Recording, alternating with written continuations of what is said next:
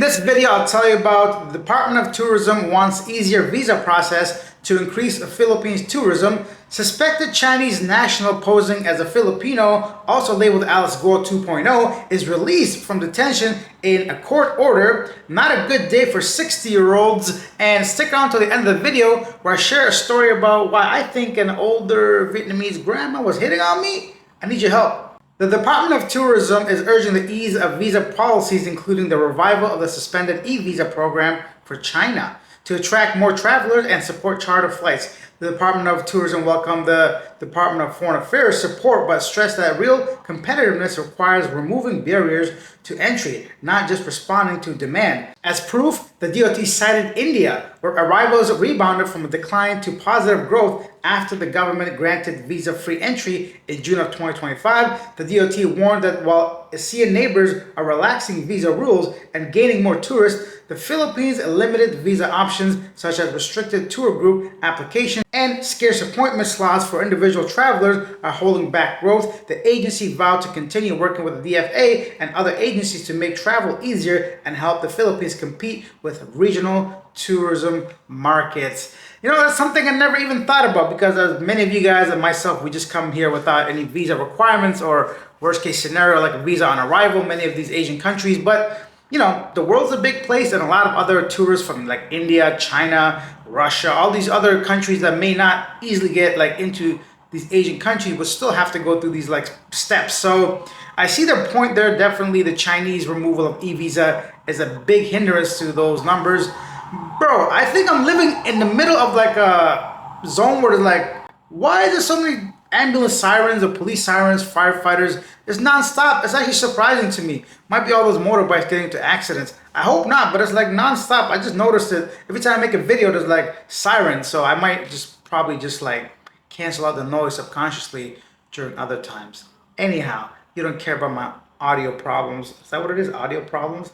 And then authorities in Cebu have arrested an American who had been hiding in the Philippines for over 2 decades, 25 years. The man wanted in the U.S. was living quietly in Talisay City until his capture. Another foreign national was also taken into custody, underscoring ongoing concerns about international fugitives seeking refuge in the country. At the same time, the Philippine Senate had opened hearings on the rise of AI deepfakes after reports that the technology is being misused to create harmful content targeting women and children. Lawmakers are calling for stronger protections, faster website takedowns, and accountability from platforms to prevent abuse. Together, these events highlight the Philippines' effort to address both offline crimes and digital threats to vulnerable communities. This is, I guess, a follow-up on what happened yesterday, 2 days ago. I covered about the American guy being arrested, but I think Risa Hontiveros, the senator, is really pushing to try to get some kind of protection when it comes to stuff like this.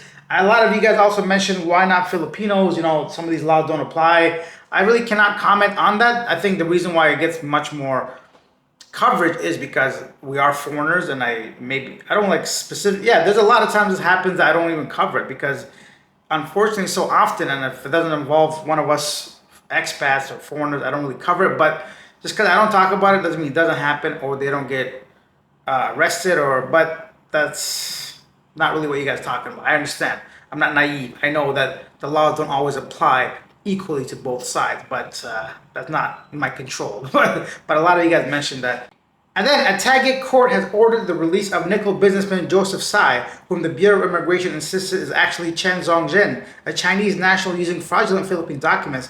Court rulings in Taguig granted Tsai's habeas corpus petition and ordered his release, saying that BI lacked jurisdiction. BI stands Commissioner Joel Anthony Viado said BI has strong biometric evidence linking Tsai to Chen. So the background is that Tsai was arrested on August 21st after biometrics linked him to a Chinese identity. BI claimed intelligence reports showed he used fake Philippine documents, and Tsai's camp argued he has a valid Philippines passport. Political concerns on August 26th, Senator Risa Hontiveros flagged Tsai's enlistments in the Philippine Coast Guard Auxiliary, liking his case to ex-mayor Alice Guo's citizenship controversy. The aftermath, the Coast Guard removed Tsai from the auxiliary roster for misrepresenting his citizenship. Next, the case is now with the Court of Appeals.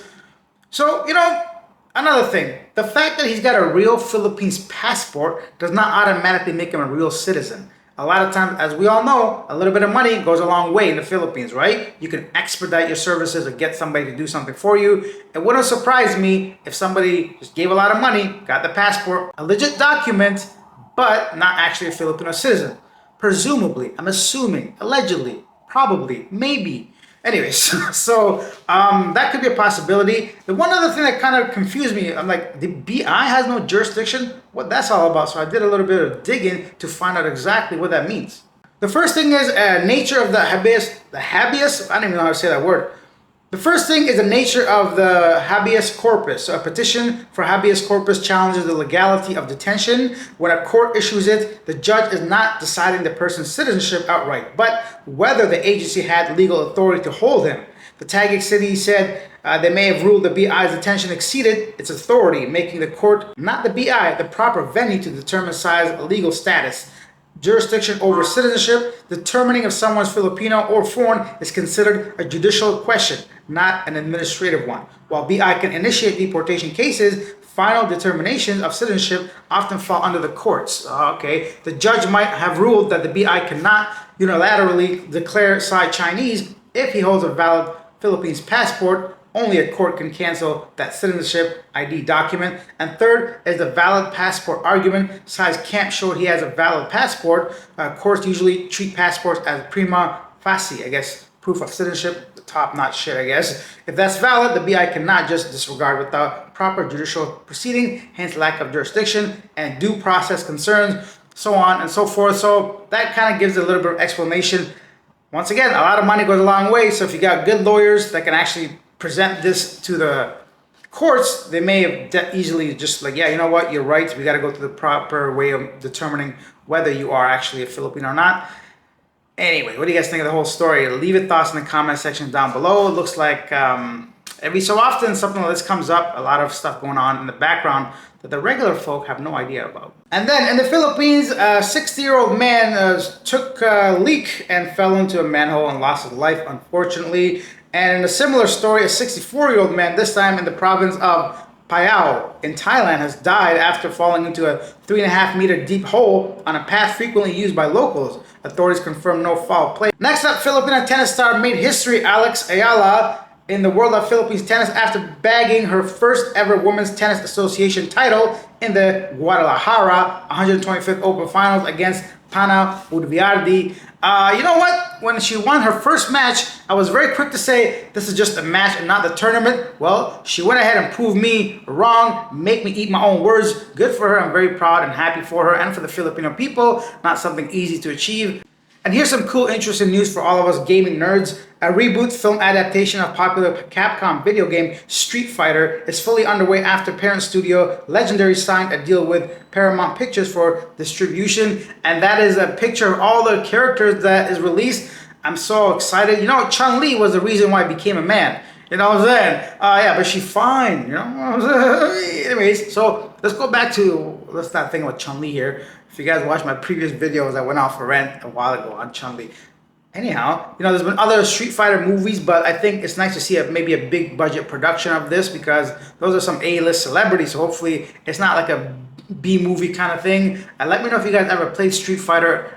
You know, there was a time in my life before, like, I'm a grown man now. When I was a kid, I swear nobody could beat me in that game. Street Fighter 3 especially, get out of here. You're not beating me. Let me know who's your character if you play the game. Mine was Ken. By the way, Ken should be blonde, you know? Come on. Okay, now my story about the grandma, the Vietnamese grandma, before we talk about yesterday, today. So I was coming into like this little alley to get into my apartment, and this older, visibly minimum 65, even older probably lady, looked at me, and I kind of smiled to be friendly. So I'm like, right? So then I went to my apartment door to try to put the PIN code in, and then she turns around and walks towards me, and she's like this. I'm like, hello. She's like, I'll show you my house. So I thought maybe she sells like coffee or has a little restaurant. Like, okay, so right next to the building, she takes me, she's like, I live there. I'm like, yeah. She's like, I'm going to work. I come back at midnight. My husband, he dead. So I'm like, okay. She's like, okay. What that mean? What that mean? She obviously wanted me to go to her house at midnight. Right? am I wrong? Can somebody please explain to me what happened there? Because that's exactly what happened.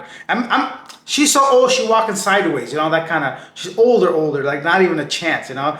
Am I getting that old, or you, shoo? Anyways, so that's what happened. Let me know what other message could that have been except for, then I'm like, wait, did I leave my thing open when I take a shower? Because now that I look at it, my bathroom window would point directly at her place that she pointed at. So maybe she saw something she liked.